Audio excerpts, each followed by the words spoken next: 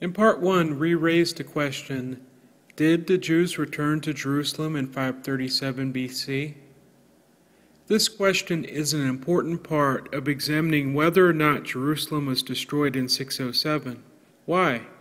Because those who uphold the 607 BC date teach a 70-year period of desolation and exile that begins with the destruction of Jerusalem and ends when the Jews return to Jerusalem and restore sacrificial worship. In that view, to find out when Jerusalem was destroyed, we have to calculate backward 70 years from when the Jews returned. This is said to be around September or October 537 BC. And if we subtract 70 years, we come to September or October of 607 BC. The only documentation we have in regard to when the Jews return is what the Bible says. However, what does the Bible say about the matter? Let's turn to the book of Ezra and find out. Let's start by reading Ezra 1, 1 through 3. In the first year of Cyrus, king of Persia, in order to accomplish the word of Yahweh by the mouth of Jeremiah, Yahweh stirred the spirit of Cyrus, king of Persia, and he sent a message to all his kingdom, and also put the message in writing. Thus says Cyrus, king of Persia, Yahweh, the God of the heavens, has given me all the kingdoms of the earth, and he himself has appointed me to build a house for him in Jerusalem, which is in Judah. Whoever among you who is from all his people, may his God be with him, and may he go up to Jerusalem, which is in Judah, and may he build the house of Yahweh, the God of Israel. He is the God who is in Jerusalem. Cyrus the Great, king of Persia, made a proclamation freeing the Jews from Babylonian exile, allowing them to return to Jerusalem to rebuild the temple. What year did this proclamation take place?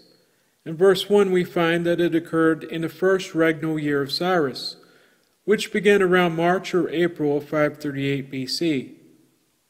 Thus far, both the supporters of 607 and those who support the conventional chronology would agree. 538 BC is when Cyrus issued his proclamation. But when did the Jews actually return to Jerusalem?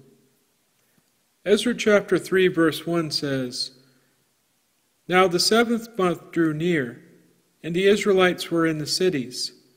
So the people gathered as one in Jerusalem. The 7th month was called Tishri, which is around the September-October time frame.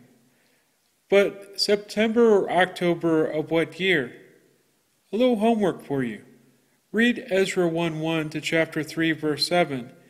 The only year mentioned here in this passage is the first year of Cyrus, which is 538 BC. No other year is referred to. Thus, the most straightforward reading would lead one to believe that the Jews returned to Jerusalem in the 7th month of 538 BC, the first year of Cyrus, and not 537 BC, which would be the second year of Cyrus. But let's be a little generous. Let's say that Ezra was not very clear in chapter 3 about the year. But that would be as much as we could say. If he left the year vague or indefinite, we could say it happened in 537 BC with as much assurance as we could say 538 or 536 or any other year around this time frame. We really couldn't be dogmatic about the issue.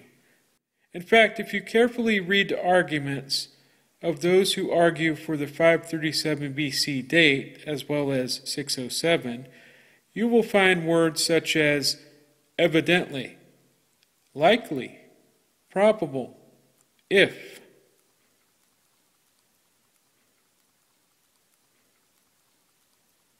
But there is no tangible proof absolutely linking the return to 537 BC. It is therefore at best conjecture. And if 537 is conjecture, then all the dates that are built upon it, including 607 BC, would also be conjecture. However, there are more important questions to consider.